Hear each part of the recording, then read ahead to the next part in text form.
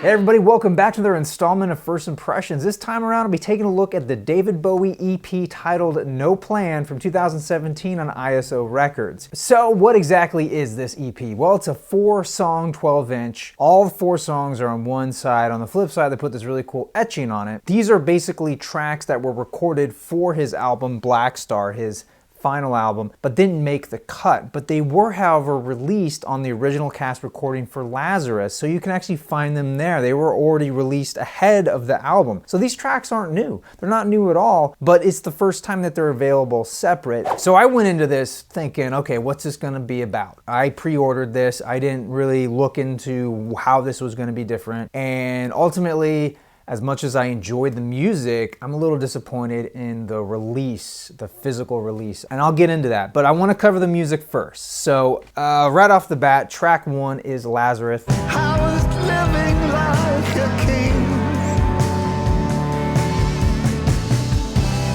Then I used up all my money. I'm not going to really talk too much about that track because I already talked about it in length in my review of Black Star.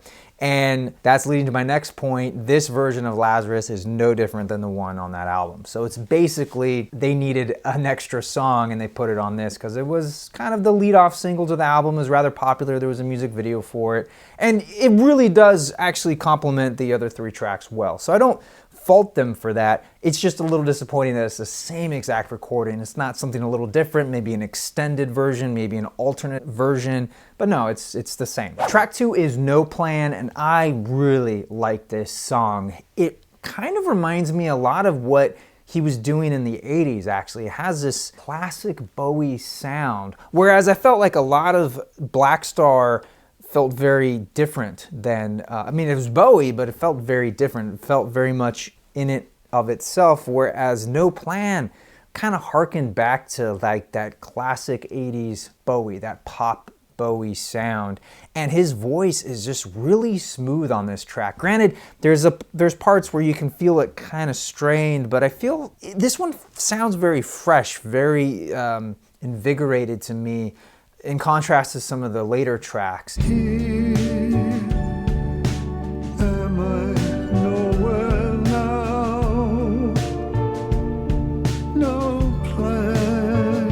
Up next is Killing a Little Time, and to me this really sounds like the sister song to Sue or In a Season of a Crime. And they just both have this real like mechanical, driving, industrial sound, and it's sort of heavy hitting, and so I really like those 2 songs, thinking about them together, and I think it fits really well in the lineup of this EP. Just a lover's grave, this symphony.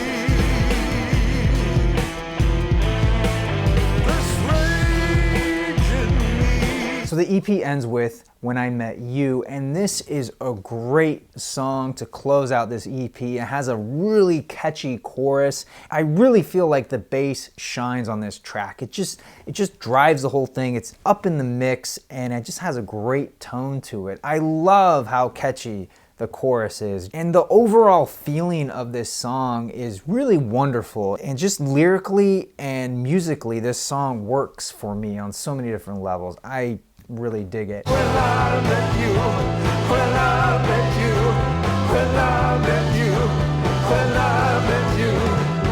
One of my favorite parts actually is there's times where he has these contrasting singing moments where he's singing one thing and he's also singing another thing, and they're kind of overlapping each other, but they're not taking away from each other, and they're not really singing the same thing. They're just sort of filling in each other's sort of spaces, and it just works really, really well. And I love the sound of that. When I met you, when I met you, I was walking dead, I was kicked to the head. Okay, so now getting to the packaging. This is the most disappointing part of this whole EP for me personally, because when I saw this, I thought, oh cool, they're gonna do another cutout. That looks amazing. I can't wait to check this out. But when it arrived, I was just really disappointed that it's just printed on. Nothing too special about it. There's no inserts, there's no lyric sheets, there's nothing extra that comes with it other than your digital download code. And on the back here, you have the track listings and then credits and legal stuff. And the record itself, while it is 180 grams, it came in your basic white paper sleeve, which